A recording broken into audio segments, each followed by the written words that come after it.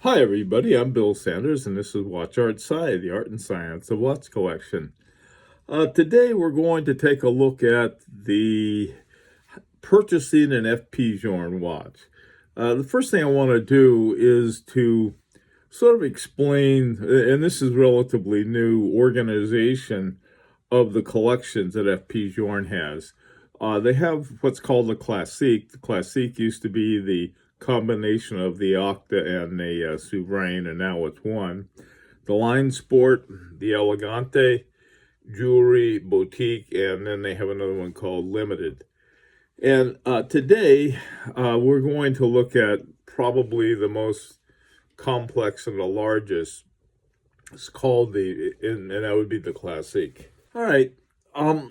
Probably the most common watch that you're going to see is one of the Co2 Matte Blue or Souverain, either in gold or platinum. I happen to have the platinum one, and the blue is made of tantalum, and it retails for $24,600. Now this was set up as an entry-level watch, but it became so popular that the price went up. It was more expensive to buy one used, and there's like a 5-10 year waiting list. I don't know what the waiting list is to get one now, but it's not easy to get one.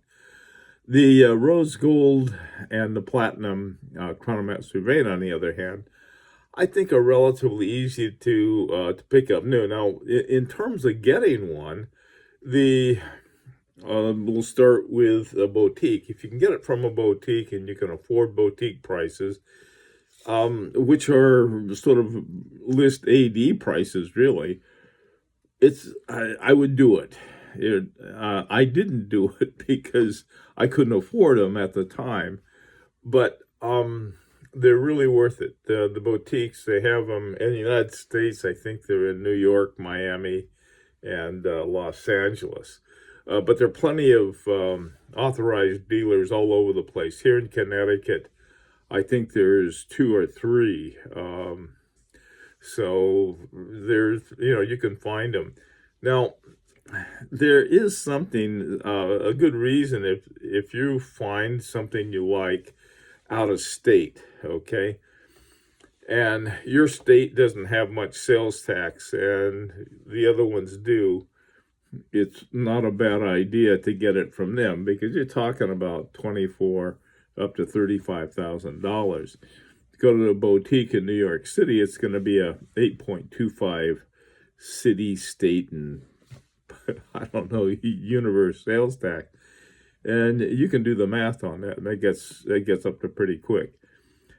There are other ways to get them. Obviously, these are all new prices from an AD. Now, these particular watches all do a pretty good job of holding their own in terms of price-wise.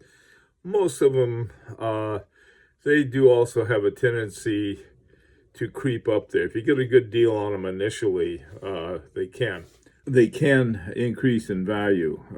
Mine certainly has. Now, one of the things I would suggest if you get one used or pre-owned like I did, in fact, I got 2 that were pre-owned. I got good buys on both of them, I thought. But boy, I tell you, after about a year, I thought, you know what I better do? I better send them in and have them at an FP Journe service center, which is in Miami. And they're in different, depending on where you are. If you're in Europe, I would imagine it'd be Geneva. And not only have a regular service, but have an overhaul. And that way they put in any parts that need to be replaced. I can tell you right now, it's not cheap, but for these watches aren't cheap to begin with. So, you can figure $2,000 upward on a when you have it done, when you have a service plus an overhaul. So, okay, now going along. Now these are the automatics. They used to be called the Octa, and you still see that name Octa every now and then. And this is where I found the biggest differences between, and these are new prices. That's all I put up here were new prices. I didn't see it with the first three that we looked at, but here you can really find significant differences. Now this is the automatic loom. I think it was called just the Octaloon at one time. The AD price is $48,700, and I found one on Chrono24 for $31,900. That's a huge difference. And so in shopping form, there's certain models that are more or less popular. This one is one I like them all, so I can't really say this one's no good. The one next to it, the Octa Divine, is very similar to the automatic loom, or what was called the Octaloon. The newer ones have at around between 4 and 5 o'clock, they have a different kind of second, small seconds, than the ones that are the automatic loom. Now, there's one they have called the Divine 36. And the Divine 36 is the only watch that FP Journe makes in 36 millimeters. So for those of you who are interested in something with a smaller dimension, smaller case dimension, that would be the one to get. I don't know why they didn't make some of the other ones. I think some of the other ones, in order to make them smaller, they would have to change the movement. On this one, I don't think they did. Okay, now here are a couple more. One is called the UTC. UTC is the same as GMT. It's Universal something time. I forgot what it is. Sorry. But that's their GMT watch, and again, where I found it was on Chrono24. It was $37,105. I doubt that's the AD price, but I could not locate the AD price on that particular one. The Octa Quantium, oh man, Perpetual.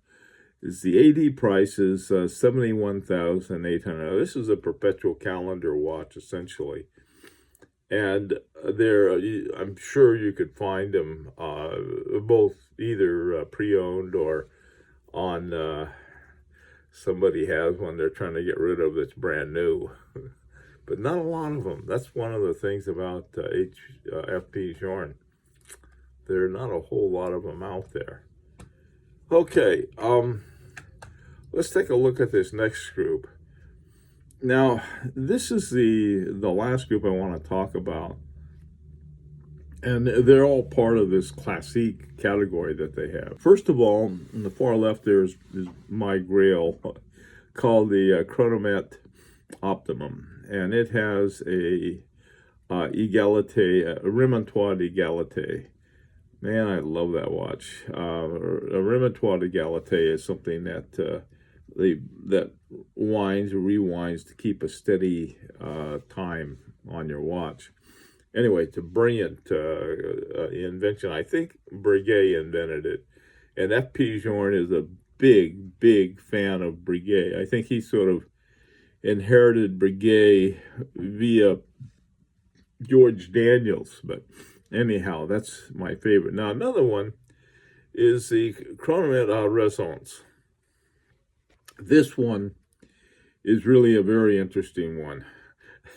One reason it's interesting, they seem to have gone through a lot of dials. I have the original dial, and the dial on the right and the one on the left are identical.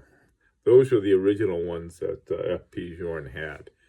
Now this one, they said, was only going to be available for 2019, and after that they're going to change it. I have no idea what they're going to change it to. What this one has is that the left dial, or they're not sub dials, but sort of. Left dial is 24 hours, and the right dial is the 12-hour. And then below, they both have second hands. Now, the thing about a chronomet resonance that's fun to me is that at 4 o'clock, you have that little crown, and you pull that out. It's a little puller crown, and it'll sync the second hands. And what is supposed to happen, and it does happen on my watch, so I know this, is that the times are perfectly synced. It's really an amazing thing. Okay, all right. The last one we'll take a look at today is the Tourbillon Souverain. Now this one is $244,500, and it has both the Remontoire d'Égalité and a tourbillon. To me, I'm not a big fan of tourbillon, but that's me. A lot of people are. They love them. And this watch it demonstrates, among other things, the incredible skill and craftsmanship of FP Journe. This is one thing. When you get an FP Journe watch, you're getting really one of our top watchmakers, a contemporary watchmaker. Now, FP Journe just started back, I think it was 1999, so he's only been around just about 20 years as a company, and his watches have won more grand prizes. The Aiguille d'Or at the Grand Prix d'Or, what is that called? The Grand Prix d'Orléans de Genève. It's really amazing. That's more than the big three, the Holy Trinity, and everybody else. So it's really an accomplishment, and it's well deserved. Now he's sort of pulled out because I think one of his watches didn't win, and he felt it should have, and it probably should have. So he's been out of that since. But as even the bargain prices here are pretty steep. So if you're thinking about getting an FP Journe, unless you get a quartz watch, and we'll talk about those on Sunday. By the way, on Sunday we're not going to have a review because nobody sent me a review to review. So we're gonna do the second part of buying an FP Journe watch. All right. Well, listen. By the way, too, one of the reasons I wanted to talk about FP Journe, we had a little survey, and FP Journe was the watch that more people chose as one that they wanted to get for 2020 than any other watch, except the Seiko 5, because I did ask it, realistically, what could you get? So anyway, I'd be very interested to hear your feedback, and then on Sunday I'll have the second part. Hope to see you then, and until then, this is Bill Sanders for Watch Art Sci, the art and science of watch collection.